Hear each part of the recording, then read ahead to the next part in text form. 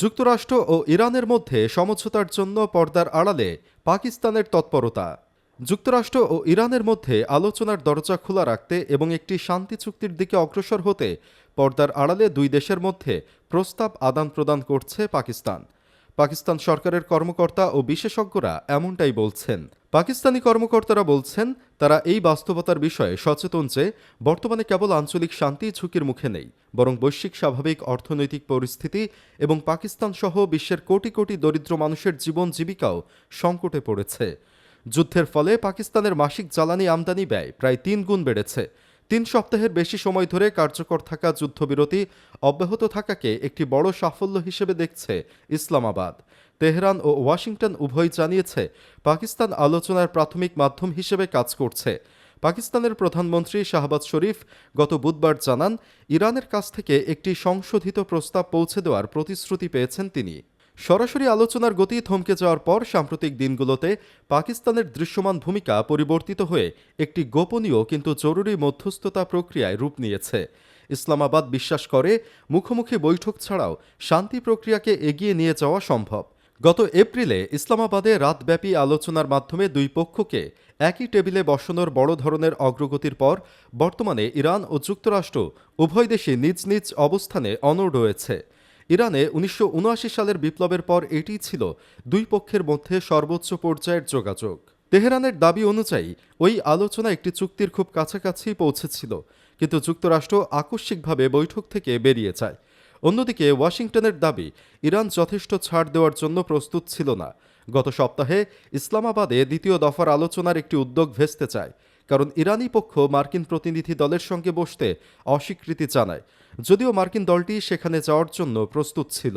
মার্কিন কর্মকর্তারা এই সপ্তাহে ব্রিফিংয়ে জানিয়েছেন, ওয়াশিংটন আবারও যুদ্ধে ফেরার কথা বিবেচনা করছে।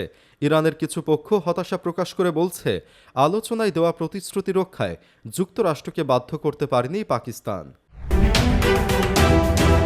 ইরানের সর্বশেষ প্রস্তাবেও সন্তুষ্ট নন ট্রাম্প, চুক্তি নিয়ে সংশয়। যুক্তরাষ্ট্রের প্রেসিডেন্ট ডোনাল্ড ট্রাম্প বলেছেন, যুদ্ধবন্ধে ইরানের দেওয়া সর্বশেষ প্রস্তাবে তিনি সন্তুষ্ট নন। একই সাথে তেহরান আদৌ কোনো চুক্তিতে পৌঁছাতে পারবে কিনা তা নিয়েও সংশয় প্রকাশ করেছেন তিনি। হোয়াইট হাউসের সাউথ লনে সাংবাদিকদের সাথে আলাপকালে ট্রাম্প বলেন, তারা একটি চুক্তি করতে চায়, কিন্তু আমি এতে সন্তুষ্ট নই। ইরানের প্রস্তাবের কোন দিকগুলো তার কাছে গ্রহণযোগ্য নয় সে বিষয়ে বিস্তারিত কিছু জানাননি তিনি। তবে ট্রাম্প ইঙ্গিত দেন, আলোচনার মাধ্যমে একটি স্থায়ী সমাধানে পৌঁছানো নিয়ে ইরানের সক্ষমতা নিয়ে তার সন্দেহ রয়েছে। তিনি বলেন, তারা কিছু পদক্ষেপ নিয়েছে, তবে শেষ পর্যন্ত লক্ষ্যে পৌঁছাতে পারবে কিনা তা নিয়ে আমি নিশ্চিত নই। এ সময় তিনি ইরানের নেতৃত্বে গভীর মতপার্থক্য রয়েছে বলেও দাবি করেন। ডোনাল্ড ট্রাম্প আরও বলেন, ইরানের নেতৃত্ব অসংগঠিত এবং সেখানে একাধিক উপদল সক্রিয়। তার ভাষায়, তারা সবাই চুক্তি করতে চায়, কিন্তু সমন্বয়ের অভাবে বিষয়টি জটিল হয়ে পড়েছে। মধ্যপ্রাচ্য থেকে চলে গেল যুক্তরাষ্ট্রের বৃহৎ বিমানবাহী রণতরী। ইরানের বিরুদ্ধে যুদ্ধে অংশ নেওয়ার পর মধ্যপ্রাচ্য থেকে চলে গেছে যুক্তরাষ্ট্রের ও বিশ্বের সবচেয়ে বড় বিমানবাহী রণতরী ইউএসএস জেরাল্ড ফোর্ড। শুক্রবার ১ মে এক মার্কিন কর্মকর্তা এ তথ্য জানিয়েছেন। জেরাল্ড ফোর্ড চলে গেলেও ওই অঞ্চলে মার্কিনীদের আরও দুটি রণতরী রয়ে গেছে। জেরাল্ড ফোর্ড বর্তমানে ইউএস ইউরোপিয়ান কমান্ড এরিয়াতে আছে বলে জানিয়েছেন এ কর্মকর্তা। তিনি বলেছেন, সব মিলিয়ে মধ্যপ্রাচ্যে এখন তাদের ২০টি যুদ্ধ জাহাজ রয়েছে, যার মধ্যে রয়েছে রণতরী ইউএসএস আব্রাহাম লিঙ্কন এবং ইউএসএস জর্জ ডব্লিউ বুশ। গত ১০ মাস ধরে সাগরে অবস্থান করছে জেরাল্ড ফোর্ড। এটি মধ্যপ্রাচ্যে আসার আগে ছিল ক্যারিবিয়ান অঞ্চলে। সেখানকার দেশ ভেনেজুয়েলার প্রেসিডেন্ট নিকোলাস মাদুরোকে অপহরণের আগ পর্যন্ত জেরাল্ড ফোর্ড সেখানেই ছিল। গত ১২ মার্চ রণতরীটির লন্ড্রি রুমে আগুন লাগে, এতে ২ জন নাবিক আহত হন। পরবর্তীতে সংস্কার কাজ চালানোর জন্য জেরাল্ড ফোর্ডকে গ্রিসে নিয়ে যাওয়া হয়েছিল। এছাড়া সাগরে অবস্থানের সময় এটির টয়লেটেও বড় ধরনের সমস্যা দেখা দিয়েছিল। এতে করে টয়লেটে নাবিক ও সেনাদের দীর্ঘ লাইন ধরতে হয়েছিল। এদিকে যুক্তরাষ্ট্র ও ইরানের মধ্যে এখন যুদ্ধবিরতি চলছে, তবে স্থায়ী কোনো সমাধান দুই দেশের মধ্যে হয়নি। একদিকে ইরান গুরুত্বপূর্ণ হরমুজ প্রণালী আটকে রেখেছে, অপরদিকে যুক্তরাষ্ট্র ইরানের ওপর নৌ অবরোধ আরোপ করেছে। পাকিস্তানের কাছে নতুন আলোচনার প্রস্তাব পাঠিয়েছে ইরান। যুক্তরাষ্ট্রের সঙ্গে নতুন করে আলোচনায় বসার জন্য মধ্যস্থতাকারী পাকিস্তানের কাছে একটি নতুন প্রস্তাব পাঠিয়েছে ইরান।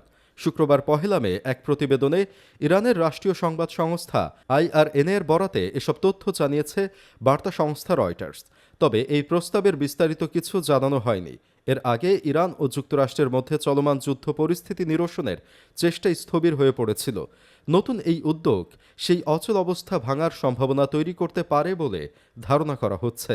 ইসরায়েল ও যুক্তরাষ্ট্রের চাপ এবং সামরিক উত্তেজনার মধ্যে ইরান হরমুজ প্রণালীতে একটি অবরোধ কার্যকর করেছে, যার ফলে বিশ্বজুড়ে তেল ও গ্যাস সরবরাহে বড় ধরনের ব্যাঘাত ঘটেছে। এতে জ্বালানি দামের ওপরও চাপ বেড়েছে এবং বৈশ্বিক অর্থনৈতিক মন্দার আশঙ্কা তৈরি হয়েছে। এখনও স্পষ্ট নয় যে এই নতুন প্রস্তাবটি যুক্তরাষ্ট্রের কাছে পৌঁছেছে কিনা। এর আগে মার্কিন প্রেসিডেন্ট ডোনাল্ড ট্রাম্প ইরানের আগের প্রস্তাব নিয়ে অসন্তোষ প্রকাশ করেছিলেন এবং নতুন আলোচনার তারিখও নির্ধারিত হয়নি। এদিকে এপ্রিল থেকে একটি অঘোষিত যুদ্ধবিরতি থাকলেও পরিস্থিতি এখনও অস্থিতিশীল। সাম্প্রতিক সময়ে নতুন সামরিক হামলার পরিকল্পনা নিয়ে আলোচনা হয়েছে বলে খবর প্রকাশের পর তেলের দামও বেড়ে যায়। ইরান জানিয়েছে হামলা হলে তারা কঠোর প্রতিক্রিয়া জানাবে।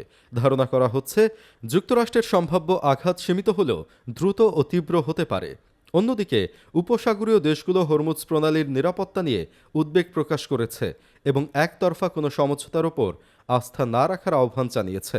বর্তমান পরিস্থিতিতে বিশ্বজুড়ে জ্বালানি বাজার ও অর্থনীতি অনিশ্চয়তার মধ্যে রয়েছে, আর কূটনৈতিক সমাধানের দিকে নজর রাখছে আন্তর্জাতিক মহল। ইরানের নৌশক্তি পুরোপুরি ধ্বংস হয়নি, স্বীকার করল পেন্টাগন। ইরানের নৌবাহিনীর সব নৌযান ধ্বংস করতে মার্কিন সামরিক বাহিনী ব্যর্থ হয়েছে বলে স্বীকার করেছেন পেন্টাগনের জয়েন্ট চিফস অফ স্টাফের চেয়ারম্যান ড্যান কেইন। মঙ্গলবার মার্কিন প্রতিনিধি পরিষদের অ্যাপ্রোপ্রিয়েশন কমিটির এক শুনানিতে জেনারেল কেইন বলেন, ইরানি নৌবাহিনী পুরোপুরি পরাজিত হওয়ার দাবি করার পরও কিছু দ্রুতগামী আক্রমণকারী বোট এখনও হরমুজ প্রণালীতে সক্রিয় রয়েছে। ইরানের কাছে এখনও ছোট ও উচ্চগতি সম্পন্ন নৌযান রয়ে গেছে। এর আগে প্রেসিডেন্ট ডোনাল্ড ট্রাম্প ইরান যুদ্ধ নিয়ে একাধিক জোরালো বক্তব্য দিয়েছিলেন। তিনি দাবি করেছিলেন যে মার্কিন বাহিনী 159টি জাহাজ ডুবিয়ে দিয়েছে, যা ইরানের পুরো নৌবাহিনীর সমান। তিনি আরও জোর দিয়ে বলেছিলেন যে ইরানের সামরিক সক্ষমতা মূলত শেষ হয়ে গেছে।